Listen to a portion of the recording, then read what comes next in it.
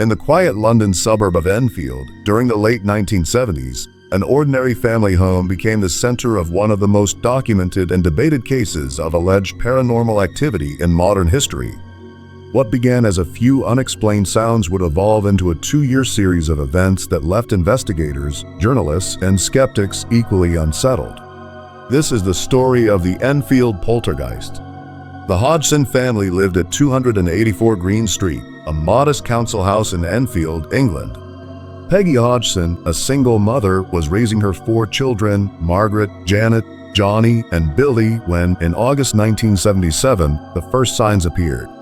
It began innocently enough. Janet, then 11 years old, and her brother Johnny reported hearing knocking sounds coming from the walls of their bedroom. Furniture seemed to move without cause, drawers slid open on their own, and the knocking grew louder, more deliberate. One night, Peggy entered her daughter's room to find the heavy chest of drawers moving across the floor, seemingly pushed by an invisible force. She tried to move it back, but it resisted. She would later tell investigators that it felt as if the object was being held in place by something unseen. Alarmed, Peggy called the police. When officers arrived, they too witnessed strange activity. One constable reported seeing a chair lift off the floor and slide several feet without anyone touching it. The police could find no rational explanation. News of the disturbances soon reached the Daily Mirror newspaper. A photographer named Graham Morris visited the home to document the events. His camera would capture images of Janet seemingly levitating from her bed. In one particularly famous photograph, she appears airborne, mid-arc, her body rigid. While skeptics later suggested she might have been jumping, Morris insisted the movement and expressions were unlike anything staged. As the activity intensified, Peggy sought help from the Society for Psychical Research (SPR). 2 investigators, Maurice Gross and Guy Lyon Playfair, took on the case. They would spend countless hours in the house over the next 18 months, documenting more than 2,000 incidents, objects flying through the air, sudden drops in temperature, knocking patterns that responded to questions, and even deep, growling voices that seemed to come from Janet herself.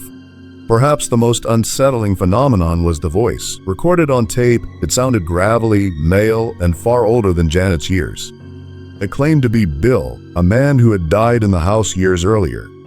According to records, a previous resident named Bill Wilkins had indeed passed away there. In some sessions, the voice answered questions about Wilkins' life and death, details later confirmed by his son, who had never met the Hodgsons. From the beginning, the case drew controversy. Skeptics argued that the girls, particularly Janet, were fabricating some of the phenomena for attention. They pointed to instances where the children were caught bending spoons or throwing objects when they thought no one was watching. Janet herself would later admit to playing tricks about 2% of the time, but insisted the majority of events were genuine and beyond her control. Not all researchers were convinced. Some believed the voice could be a rare example of ventriloquism, consciously or unconsciously produced by Janet. Others suggested psychological stress or mass hysteria as possible explanations. Yet the sheer number of witnesses, including reporters, neighbors, and even police officers who claimed to see or hear something unusual, made the case difficult to dismiss entirely. By 1979, the phenomena gradually subsided. The Hodgsons reported occasional odd occurrences afterward, but nothing compared to the peak years. Life at 284 Green Street slowly returned to normal. The family remained in the home for several more years before moving on. Today, the Enfield Poltergeist remains one of the most famous and divisive paranormal cases in history. It has been the subject of books, documentaries, and even fictionalized accounts in films and television. For believers, it stands as compelling evidence of forces we do not yet understand. For skeptics, it is a cautionary tale about human perception, media influence, and the complexity of truth. Was it the work of restless spirits, a manifestation of deep emotional strain, or a carefully constructed hoax that spiraled beyond control? Decades later, the answers remain elusive. The rooms at 284 Green Street are quiet now, but for those who lived through it, the echoes of that time have never entirely faded. In the early years of the 19th century, in the quiet farmlands of Tennessee, a haunting took root that would grow into one of America's most enduring tales of the supernatural. It is a story preserved in local folklore, recorded in early manuscripts, and whispered across generations. They called it the Bell Witch. The year was 1817. John Bell, a respected farmer, lived with his family near the Red River in Robertson County. By all accounts, their life was one of steady work and close community ties. But that autumn, strange disturbances began to trouble the Bell household. It started subtly, knocking sounds on the walls, scratching noises in the attic. Soon, the disturbances grew louder, more deliberate. Night after night, the Bells heard chains dragging across the wooden floors, faint whispers they could not locate, and sounds like stones being dropped onto the house. The family searched for intruders but found no one. As the weeks passed, the phenomena escalated. Blankets were pulled from beds, pillows thrown to the floor, and invisible hands seemed to tug at hair and clothing. Before long, the entity found its voice. At first, it was faint, as if imitating the sound of a woman singing far away. Then it grew stronger, speaking in full sentences. It called itself Kate, claiming to be the spirit of a neighbor, Kate Betts, though the reasons for her supposed haunting remain unclear. Whether this was the truth or a mask for something else, the voice began to converse freely with members of the family and with visitors, sometimes answering questions before they were asked. Word of the haunting spread quickly through the surrounding counties. Neighbors came to witness the events for themselves. The entity spoke openly to guests, sometimes reciting sermons, at other times mocking individuals or revealing private information they could not have known through ordinary means. Even prominent figures of the time took interest. Future U.S. President Andrew Jackson is said to have visited the Bell farm, only to leave claiming he would rather face the British Army again than spend another night with the Bell Witch. The activity became most severe toward John Bell himself. The voice, which sometimes showed a mischievous or even kindly side, turned hostile toward him. He complained of mysterious illnesses, throat swelling, weakness, and difficulty swallowing. By late 1820, his health had declined sharply. On the morning of December 20th, he was found in his bed, unresponsive. Beside him was a strange vial containing a dark liquid. The voice of the entity claimed responsibility, saying it had given him the substance and fixed him. John Bell's funeral drew a large gathering. As mourners stood in solemn reflection, the voice of the witch rang out again, laughing and singing loudly until the crowd dispersed. In the months that followed, the disturbances diminished, though the entity would occasionally speak to the family, promising to return in 7 years. According to some accounts, it did return, conversing privately with John Bell Jr. about the past, the future, and even foretelling events that had not yet happened. After this second visitation, the Bell Witch seemed to vanish, leaving behind only stories and questions. The Bell Witch legend survives in part through a manuscript known as An Authenticated History of the Bell Witch, written decades later by Richard Williams Bell, one of John Bell's sons. Local oral traditions and newspaper accounts from the era also reference the haunting. Historians note that some elements of the tale, such as the involvement of Kate Betts, are inconsistently reported, raising the possibility that the story evolved with each telling. Skeptics point to psychological explanations, the power of suggestion, or outright fabrication, while believers hold that too many witnesses experienced the phenomena for it to be dismissed entirely. Today, the site of the Bell Farm is gone, but the nearby Bell Witch Cave has become a point of interest for visitors and paranormal investigators. Some claim the cave is a focal point of the lingering presence, reporting unexplained photographs, faint voices, and sudden drops in temperature. The Bell Witch remains an intersection of history and folklore, where documented accounts and oral tradition blur into one enduring mystery. Was it the restless spirit of a wronged neighbor, a trick of mass belief, or something far older that found its way into the Bells' lives? More than 2 centuries later, the voice has gone silent, but the story still echoes through the fields of Tennessee. On a quiet street in the small town of Amityville, New York, a large Dutch colonial house sits with its distinctive quarter-moon windows, watching over the neighborhood. To a casual passerby, it looks like any other well-kept home. But in 1974 and 1975, this address would become the center of one of the most infamous and hotly debated stories of murder and alleged haunting in American history. The story begins on November 13, 1974. Inside 112 Ocean Avenue, 6 members of the DeFeo family were shot to death as they slept. The oldest son, 23-year-old Ronald DeFeo Jr., was arrested and later convicted of the murders. During his trial, he gave conflicting accounts, at times claiming voices in the house urged him to kill. The brutality of the crime shocked the community, but in the months that followed, another chapter to the story began to unfold. In December 1975, George and Kathy Lutz purchased the home at a reduced price. They were aware of the murders, but the spacious property seemed too good to pass up. Along with Kathy's 3 children, they moved in, bringing their belongings and a Catholic priest who came to bless the house. According to the Lutz, the priest was driven from one of the bedrooms after hearing a commanding voice tell him to get out. From that day on, the Lutz family claimed life in the house took a disturbing turn. George reported waking at exactly 3:15 a.m. every night, the approximate time of the DeFeo murders. Unexplained cold spots appeared in rooms. Swarms of flies gathered in the dead of winter. Doors slammed on their own and foul odors lingered without a source. Kathy experienced vivid nightmares about the murders, even describing the order in which the victims were killed. The children's beds were said to shake violently. A crucifix in the home reportedly turned upside down. Most unnerving of all, the family described seeing an apparition with glowing red eyes watching them from outside a window, and a strange pig-like entity they called Jody appearing both inside and outside the house. As the weeks passed, George's demeanor reportedly changed. He became irritable, distant, and increasingly obsessed with the house fireplace.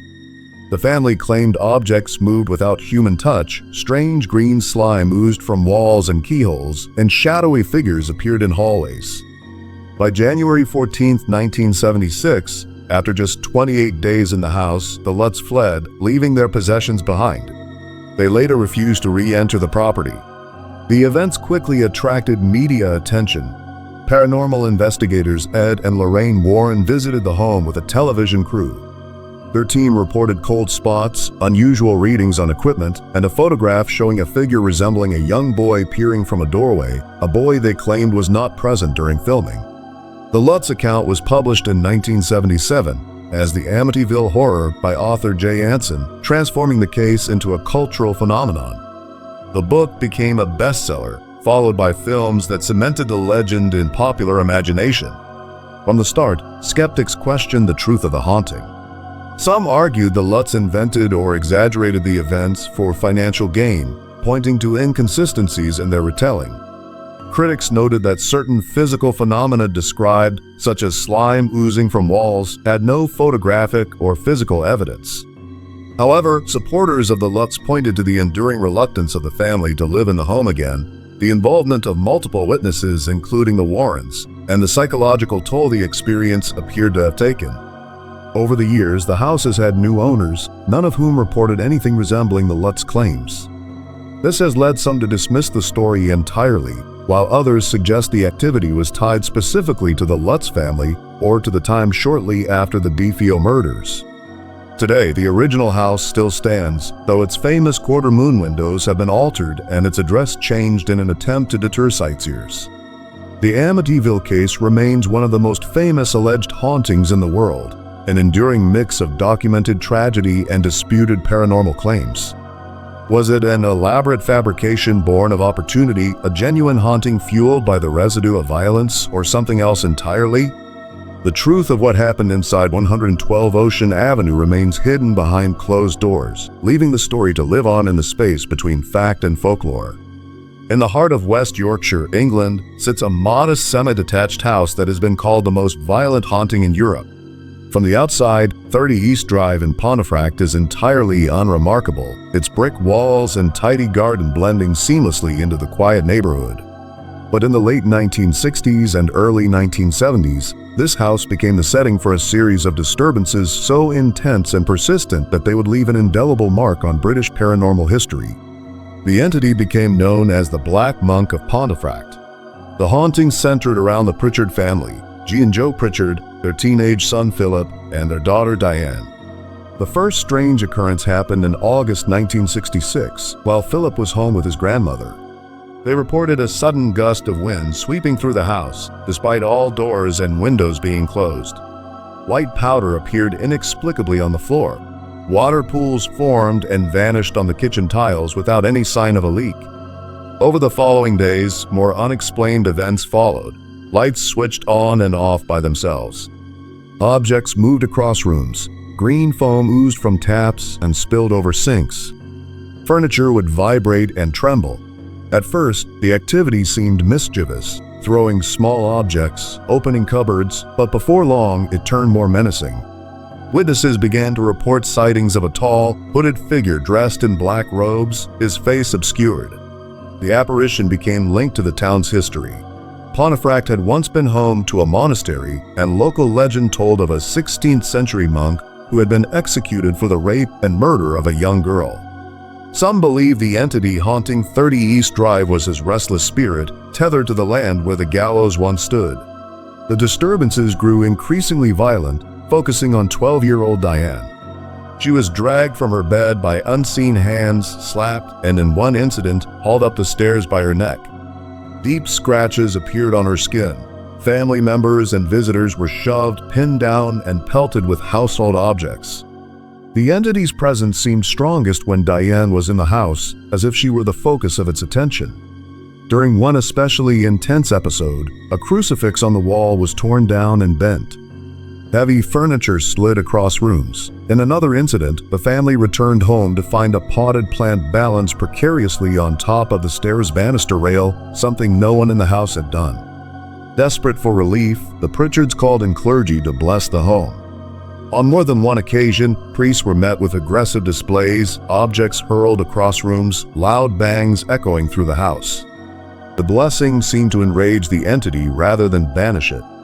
Local paranormal investigators visited, documenting the phenomena but offering no permanent solution. The Pritchards, unable to sell the house and unwilling to abandon their home, endured the haunting for years. By the mid-1970s, the activity slowed. The Black Monk's appearances became rare, and the violent outbursts diminished. Yet the reputation of 30 East Drive endured. Visitors in later decades claimed to experience sudden chills, hear footsteps in empty rooms, and feel an oppressive atmosphere in certain parts of the house.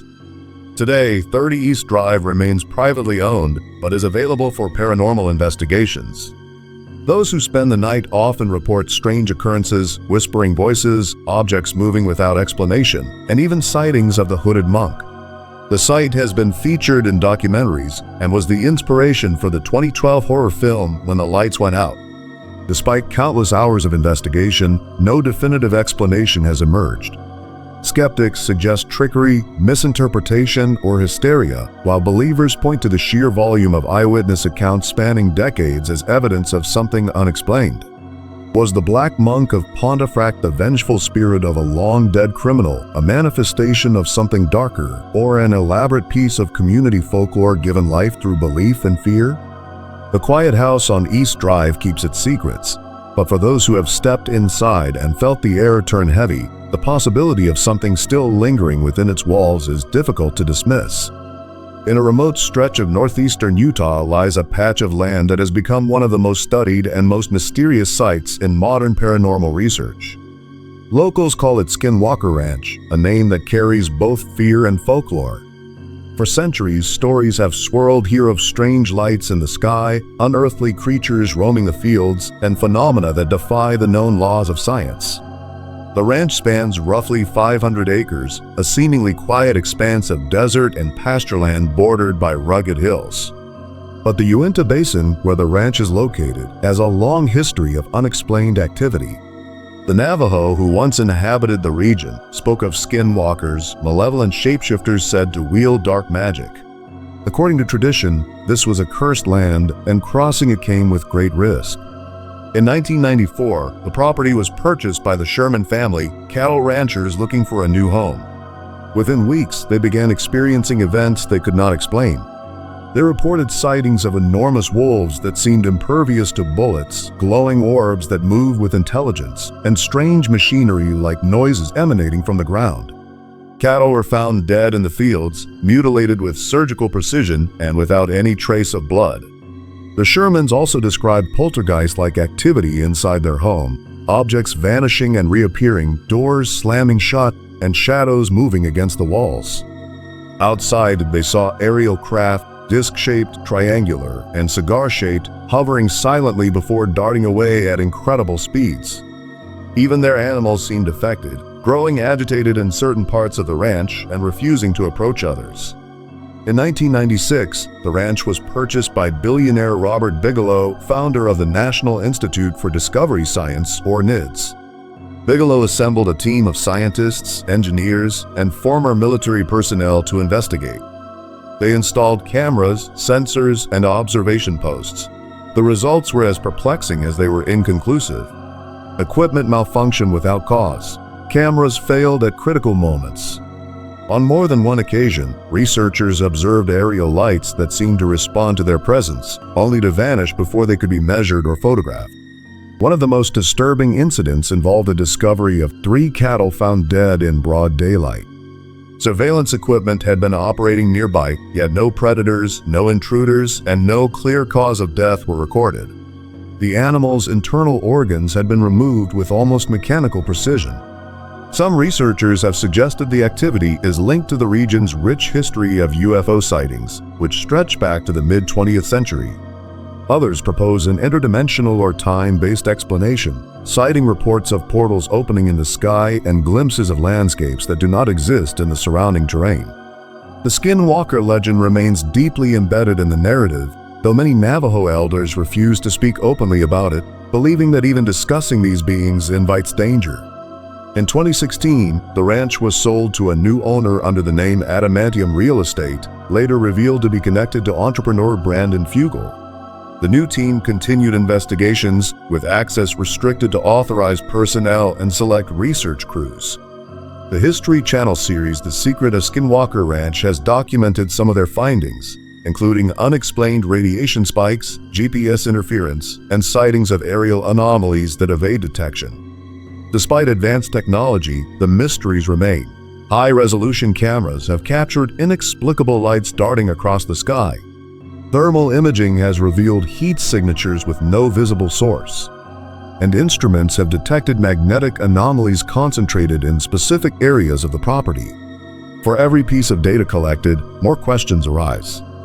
Is Skinwalker Ranch a natural hotspot for paranormal phenomena, a testing ground for advanced human technology, or something else entirely? The combination of UFO sightings, mutilations, cryptid encounters, and poltergeist activity challenges any single explanation. To this day, Skinwalker Ranch stands as a place where the boundaries between science and legend blur. Beneath its open skies, the desert wind carries whispers of the unexplained, stories passed from generation to generation, layered with each new sighting, each unexplained event. Whatever the truth may be, the land seems to guard it well, and those who step onto its soil find themselves part of a mystery that refuses to be solved. In the quiet village of Borley, Essex, stood a building once called the most haunted house in England. Borley Rectory, a sprawling Gothic-style residence, was more than just bricks and mortar. It was a place where whispers seemed to drift through empty rooms, where footsteps echoed without a source, and where the line between the living and the dead appeared to blur. Built in 1862 for Reverend Henry Bull and his family, the rectory served as the residence for the parish's clergy. From the beginning, it carried an air of unease. Local stories spoke of a medieval monastery that once stood on the site, and of a tragic legend involving a young nun and a monk whose forbidden love ended in betrayal and death. According to the tale, the nun was said to have been walled alive within the convent grounds, her restless spirit doomed to wander forever. By the late 19th century, sightings began to circulate. Villagers and rectory residents reported the appearance of a ghostly nun gliding silently across the garden, vanishing into the darkness. The sound of carriage wheels on gravel was often heard outside, but no carriage ever arrived. Reverend Bull's family lived in the rectory for decades, and their accounts of unexplained events grew with time. Servants spoke of hearing voices calling their names in empty corridors. Doors locked and unlocked on their own. Objects vanished and reappeared in impossible places. The Bulls seemed to accept these occurrences as part of life in Borley Rectory, though the atmosphere remained tense. After Reverend Bull's death, the rectory passed to new tenants, the Smith family, in 1928. They experienced disturbances almost immediately, mysterious lights in windows, phantom footsteps on the stairs, and the appearance of strange messages scrawled on walls in an unknown hand. In 1930, Reverend Lionel Foisterer and his wife, Marianne, moved into the rectory. Their tenure brought some of the most intense reports of activity. Marianne claimed she was physically attacked by unseen forces, once being thrown from her bed.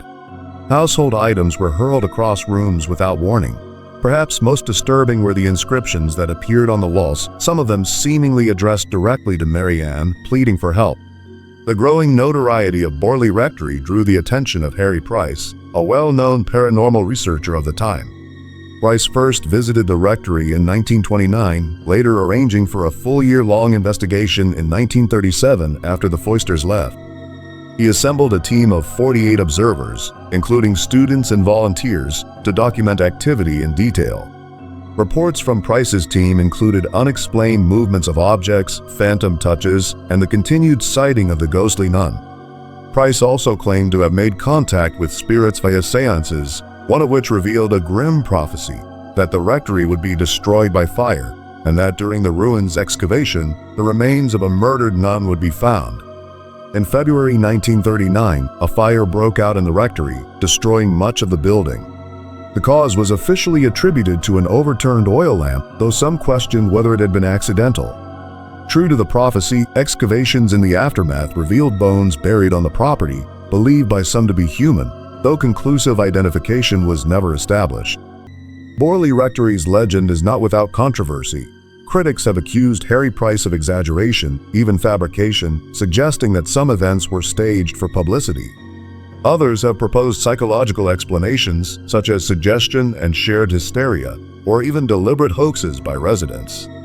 Yet many of those who lived or worked in the rectory maintained their accounts until their deaths, insisting that what they experienced could not be explained away. Today, Borley Rectory exists only in photographs and memories. The site where it stood is now quiet, reclaimed by grass and hedgerows. But the stories remain passed through generations, woven into England's paranormal history. Whether the events at Borley were the product of restless spirits, human trickery, or something we do not yet understand, the mystery endures. And somewhere in the stillness of the Essex countryside, one might wonder if the ghostly nun still walks, unseen, through the garden paths she once knew. In a quiet neighborhood of West Pittston, Pennsylvania, a modest duplex became the center of one of America's most debated and disturbing hauntings. Known as the Smurl haunting, the events that unfolded here would blur the lines between superstition and reality, leaving behind a mystery that still stirs unease decades later. Jack and Janet Smurl moved into their side of the duplex in 1973, hoping for a fresh start after severe flood damage destroyed their previous home. They shared the property with Jack's parents, who lived in the other half. At first, life was ordinary, but within a short time, small disturbances began to emerge, strange noises, lingering odors, and appliances breaking without reason. By the mid-1970s, the disturbances intensified. The family reported furniture moving on its own, walls rattling, and disembodied voices calling their names. Black stains appeared on freshly cleaned carpets, and foul smells would drift through the rooms without any apparent source. At night, the family often heard footsteps pacing in empty hallways. The most unsettling moments, however, were personal. Janet claimed that invisible hands would brush against her skin or pull at her hair. Jack reported being physically attacked while he slept, describing the sensation of something pressing down on his chest, making it impossible to breathe. Even the family dog seemed affected, growling and barking at empty corners of the room. For years, the Smurls tried to rationalize the events. They brought in plumbers, electricians, and repairmen to check the structure and systems of the home, but no cause was found. As the activity grew more violent, they sought help from their church, but initial blessings appeared to offer only temporary relief. In 1986, famed paranormal investigators Ed and Lorraine Warren were called in. Lorraine, a self-proclaimed clairvoyant, claimed she sensed 4 entities inside the home: a harmless elderly woman, a violent young man, a black mass that seemed inhuman, and a 4th presence she described as something demonic. The Warrens conducted multiple investigations using audio equipment to capture strange knocks, raps, and unexplained voices. They claimed to witness objects moving on their own, sudden temperature drops, and an oppressive atmosphere that seemed to cling to the walls.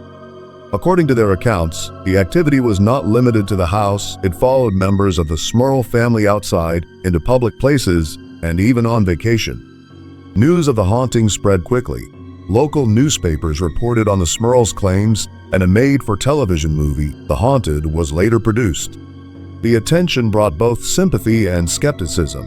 While some believed the family's ordeal, others suggested the events were exaggerated, misinterpreted, or possibly fabricated for financial or personal reasons.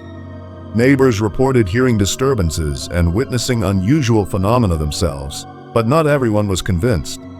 Psychologists speculated about stress, sleep paralysis, and group hysteria, offering natural explanations for the family's experiences. The Smurls remained in the home for more than a decade, enduring repeated attempts at exorcism by both the Warrens and local priests. These rituals sometimes provided temporary calm, but the disturbances always returned. By 1989, exhausted and desperate for peace, the family moved away. They reported that the activities ceased soon after leaving the property. The duplex still stands in West Pittston, now home to other residents who have not publicly reported any unusual occurrences. This absence of new reports raises questions. Was the haunting tied specifically to the Smurl family, or had the phenomena run its course? Skeptics continue to question the authenticity of the Smurl haunting, pointing to the lack of conclusive physical evidence. Believers argue that the consistency of the family's story, the involvement of experienced investigators, and the corroboration from some neighbors suggest that something truly unexplained occurred there. Whether it was the manifestation of restless spirits, the work of a darker force, or the result of human perception under stress, the Smurl haunting remains an enduring piece of American paranormal history. The duplex appears unremarkable today, but for those who know its story, it carries an invisible weight, a reminder that even in the most ordinary of places, the extraordinary can take root. And perhaps, somewhere in its quiet walls, an echo of the past still lingers. Tucked away in the rolling hills of western New York, the white farmhouse at 3830 McMahon Road looks like any other rural home. But to those who know its history, the Hinsdale house is far from ordinary. It is a place where whispers of the past seem to seep through the walls, and where the line between history and haunting becomes dangerously thin. The story most often told begins in the early 1970s, when the Dandy family moved into the property. They were seeking the quiet of the countryside, far from the noise and bustle of city life. What they found instead was a series of strange events that quickly escalated into something they could neither explain nor escape. At first, it was small things, disembodied footsteps in empty rooms, voices calling from the woods, and the sound of furniture moving when no one was there. The family described a constant sense of being watched, even in broad daylight. The disturbances soon turned physical. Objects would vanish and reappear in odd places. Windows slammed shut without wind, and lights flickered without electrical faults. The Dandies reported seeing shadowy figures moving in the periphery of their vision. On more than one occasion, they claimed to witness full apparitions, some appearing human, others more grotesque, their forms distorted as if they were caught between worlds. Outdoors, the activity was no less unsettling. Neighbors spoke of drums and chanting echoing from the surrounding woods at night. Strange mists would form on clear evenings, drifting across the property with an unnatural stillness. Eventually, the Dandies sought the help of the Catholic Church. Father Alphonsus Traveled, a local priest, agreed to investigate. He documented his experiences in journals, noting cold spots, sudden temperature changes, and inexplicable noises. Believing the activity to be the work of something malevolent, Father Traveled performed an exorcism on the home. But the attempt brought no lasting relief. If anything, the disturbances became more intense. The family reported loud bangs that shook the entire structure, sightings of phantom animals, and a pervasive feeling of dread that seemed to settle over the house. Over time, researchers began to look into the property's history. Some believe the land itself carries a deep imprint of violence and tragedy.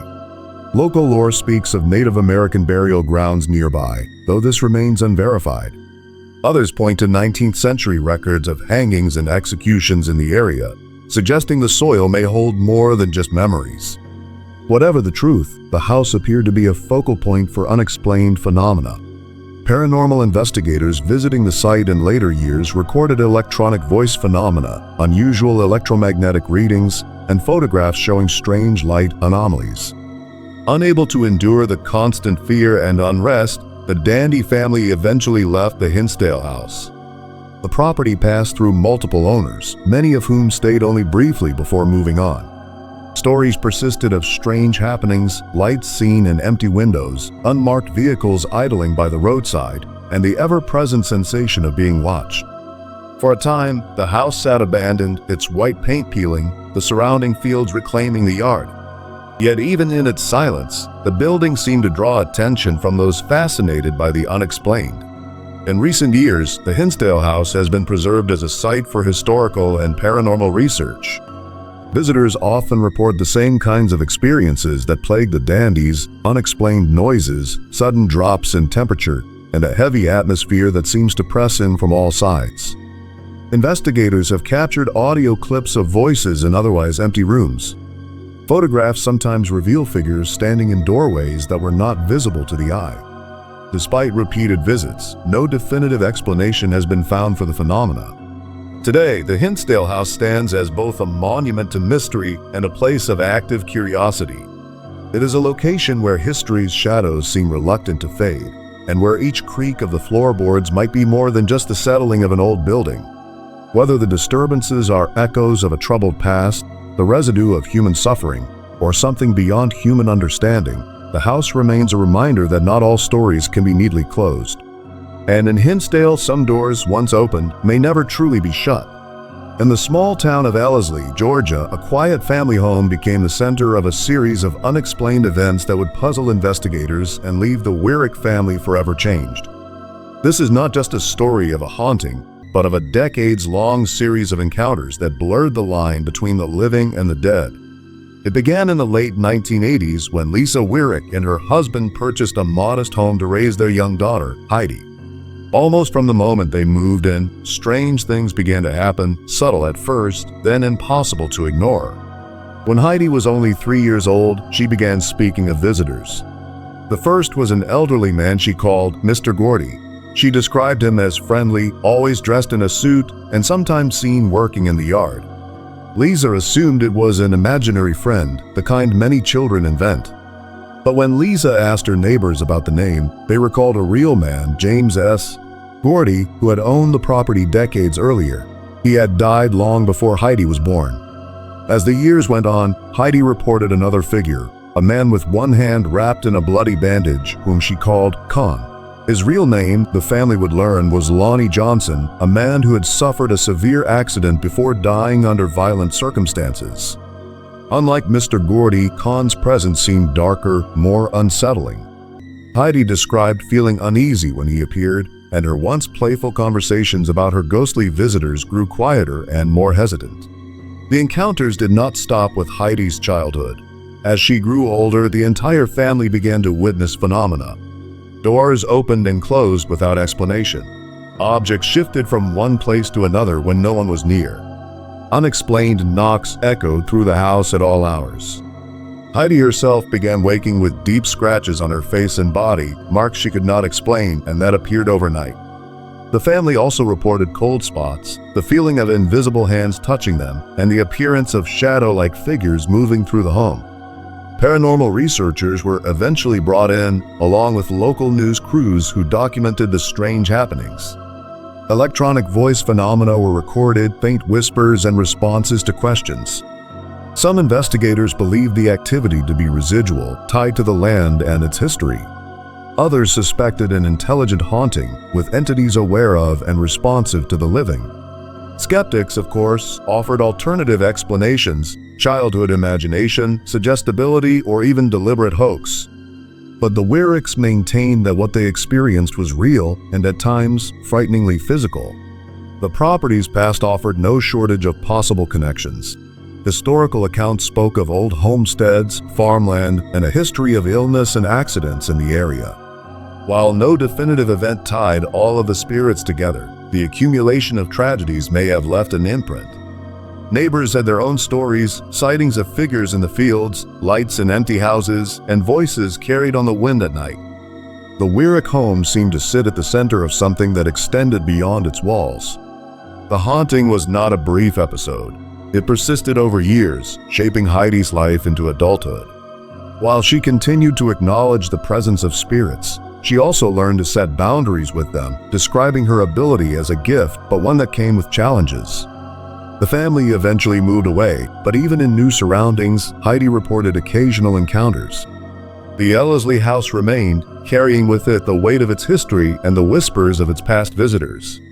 The Wyrick family haunting stands apart from many paranormal cases because of its duration, its multiple witnesses, and the specificity of the spirits' identities. Yet it remains a mystery without a clear answer. Was it a rare case of genuine contact with the dead, or the layered influence of memory, suggestion, and human perception? Some stories end when the house is empty and the lights go out. But for the Wyricks, the question has always been more complicated. When you open the door to the other side, can it ever truly be closed? In the heart of Edinburgh's old town, beneath the looming shadow of Greyfriars Kirkyard, lies a tomb that has become one of Scotland's most feared places. For centuries, it was simply a burial site, but in recent decades, it gained another reputation as the home of the Mackenzie Poltergeist, an unseen force said to attack those who dare to disturb its rest. To understand the story, we must go back to the late 17th century, a time of political turmoil and religious persecution in Scotland. Sir George Mackenzie, the man whose name now haunts this tale, was a respected lawyer and a powerful figure in the court of King Charles II. But history remembers him less for his legal skill and more for his ruthless suppression of the Covenanters, a Presbyterian movement that resisted the king's attempts to control the church.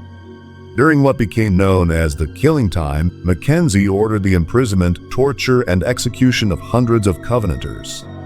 Many died in the nearby Covenanters' prison, an open-air section of Greyfriars Kirkyard, under horrific conditions. Mackenzie's relentless pursuit earned him the grim nickname Bluidy Mackenzie. When Mackenzie died in 1691, he was buried in an ornate mausoleum in the same cemetery where so many of his victims lay. For centuries, his tomb remained undisturbed. The legend of the Mackenzie Poltergeist began in 1999, when a homeless man broke into the mausoleum seeking shelter. According to reports, he attempted to open one of the coffins and was suddenly thrown backward by an unseen force. Terrified, he fled into the night. Soon after, others who visited the tomb began reporting strange experiences, unexplained bruises, scratches, and sudden collapses. Local historian and tour guide Jan Andrew Henderson began documenting the incidents.